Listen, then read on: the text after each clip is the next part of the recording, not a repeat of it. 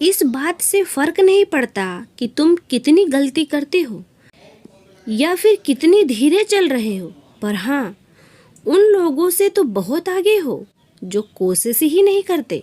तो hello friends, जय सिया राम।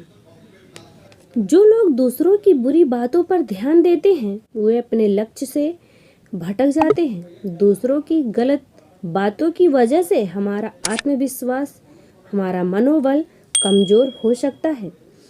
इस संबंध में एक लोक कथा प्रचलित है। कथा के अनुसार पुराने समय में एक विद्वान संत अपने शिष्य के साथ एक गांव से दूसरे गांव में लगातार यात्रा कर रहे थे। कभी कभी किसी गांव में कुछ दिनों के लिए रुक भी जाते थे। ऐसी एक यात्रा में संत ने अपने शिष्य के साथ एक गांव में रुके। संत ने गांव के बाहर अपनी एक कुटिया बनाई थी। गांव में ये बात फैल गई कि कोई संत हमारे गांव के बाहर रुके हैं, वो तो बड़े अच्छे व्यक्ति हैं। धीरे धीरे उनके दर्शन के लिए वहां बहुत सारे लोग पहुंचने लगे।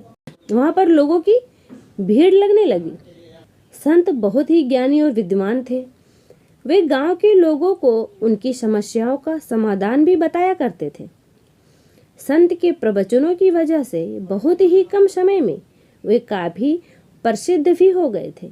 संत की प्रसिद्धि देखकर गांव का एक ब्राह्मण बड़ा चिंतित हुआ।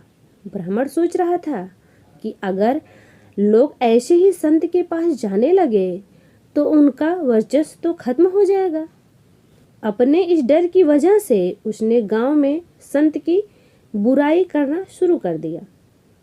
वह संत के बारे में बुरी बातें प्रचारित करने लगा। एक दिन संत के शिष्य को सारी बातें मालूम पड़ी जो कि उस ब्राह्मण ने इधर उधर करके फैलाई थी। वह बहुत दुखी हुआ और क्रोधित भी हुआ। उसने अपने गुरु को ये सारी बातें जाकर बताई। संत ने उससे कहा कि हमें ऐसी बातों पर ध्यान नहीं देना चाहिए। उस ब्राह्मण से लड़ाई करने से भी ये बात तो फैलना बंद नहीं होगी और ना ही वो इस बात को फैलाना बंद करेगा। हमें सिर्फ अपने काम पर ध्यान देना है कि हमको करना क्या है। ये बात सुनकर शिष्य संतुष्ट नहीं हुआ। संत समझ गए कि शिष्य का मन अभी भी शांत नहीं हुआ है। उन्होंने एक प्रसंग शिष्य को बताया। संत बोले कि एक गांव में कुछ कुत्ते एक हाथी को देखकर भौंक रहे थे, लेकिन हाथी अपने मस्त चाल में आगे बढ़ता रहा। उस पर कुत्तों के भौंकने का कोई असर नहीं हो रहा था। कुछ ही देर में वो कुत्ते भौंकते भौंकते थक गए और फिर उन कुत्तों ने थक हार कर भौंकना बंद कर दिया।